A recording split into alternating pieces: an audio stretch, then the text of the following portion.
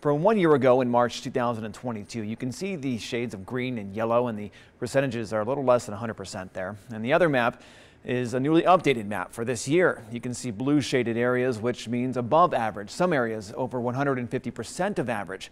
There are several ski resorts in the Rocky Mountains. I spoke to folks at Copper Mountain Ski Resort, an hour and a half west of Denver. They say it's been a unique year. We're looking to close on May 7th, which is our longest season in 25 years. A lot of snow there. All that snow is good news for us, of course, and when those temperatures rise, the snow starts to melt. That ends up in the Colorado River and eventually Lake Powell and Lake Mead. Now today I also interviewed a meteorologist at the National Weather Service in Boulder, Colorado, who provides more insight about the season. And coming up at 6, we'll hear from her and more from the folks at Copper River Ski Resort about this year's winter. Reporting in the studio tonight, I'm Joe Mueller. I'll send it back to both of you at the desk. Joe, thank you. Well, news tonight, a staple of the Las Vegas medical community is set for a major facelift. That's right. Today, University Medical Center leaders marked plans for a multi-million-dollar renovation that will give the hospital campus a whole new look. Brian Horwath has the story. In 1931, what would later become University Medical Center started off as a one-room facility. In a few days, a project that will be the largest renovation in the facility's history will begin.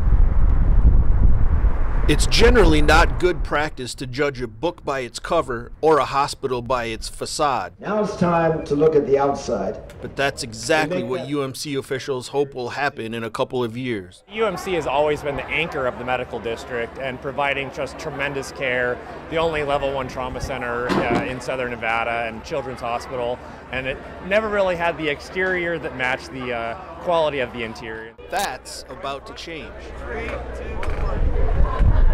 As work begins this week on a detailed touch-up that will reach every building on the UMC campus. So we'll send the message to the whole community of what's going to be the appearance on the outside is what's been on the inside for a long time. Not many Las Vegas institutions remain from the 1930s, but today UMC is still here and still serving thousands in our community each year. 4,200 people work at UMC, including 1,300 nurses and about 1,000 attending physicians. 2 new healing gardens, new lighting, new robust landscaping, new entrance off a shadow, new EFS. Van Houweling says planning for the project started about 6 years ago, but the pandemic led to a delay. Now, he says, he's excited for the next 90 years for UMC. This is the hometown hospital, so we should all really reflect on that and really be a gem in the desert. Over the years, UMC has been known by other names, including Southern Nevada Memorial Hospital. The cost of the renovation project will be around $50 million, according to officials. From the Medical District for Channel 13, I'm Brian Horwath.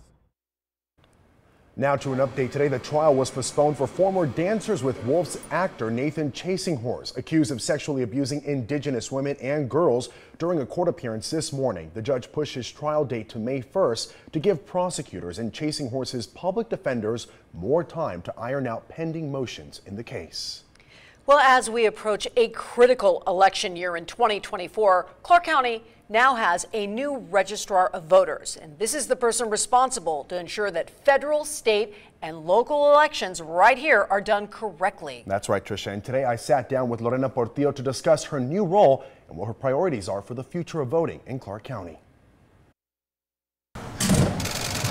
Clark County's ballot boxes have a new boss, leading Nevada's most heavily populated county into the 2024 election. That is very important to us, that voters feel confident about the process. Meet Lorena Portillo, born and raised in Las Vegas. Lo que es la boleta en la máquina, lo que es la boleta por correo. She is the first ever Latina woman to be appointed by the Board of Clark County Commissioners as a Registrar of Voters, filling the vacancy of Joe Gloria after he retired. She says one of her main goals is to continue the success of our voting process. We do lead here in Clark County as far as the election department is concerned. State level, we have the most amount of voters here in the state of Nevada. Portillo has been with the election department for 25 years. She started in 1998 as a part-time employee in the administration division and has been the assistant registrar of voters since 2018. I fell in love with the process. process and began promoting through the department. This is the only department in Clark County I've worked in,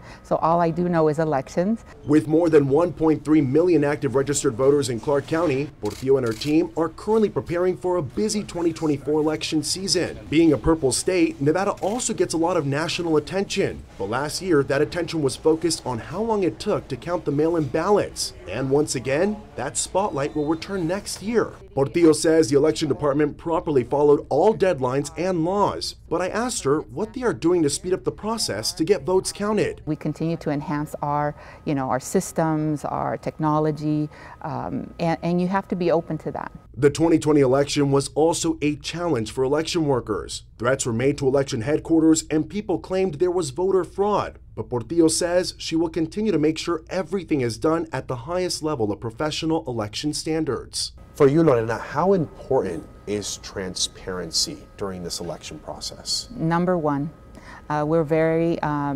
we have many processes in place. We have our website that has a wealth of knowledge that provides so much information that we wish many voters would go to. Now that I see everything we have, wow, we can really provide better service and much more transparency. Recent proposed legislation by Governor Joe Lombardo would put an end to universal mail-in voting here in the state, requiring an ID to vote and to move up the deadline for completed mail-in ballots to be received. We know that there's some laws that may impact us financially, change our processes, and we definitely are there to ensure that anyone that asks us about our election process knows exactly what we do here. Another goal of Portillo's, continuing to get more minorities educated about the voting process. El proceso que usted ayudó para poder ayudar a la gente latina aquí en nuestra comunidad. Back in 2002, she says she translated all voting materials into Spanish, breaking language barriers for thousands of Latinos in our city. Portillo says it is a great honor to represent the community of Clark County and continue to keep the integrity of this critical part of our democracy. It is a great honor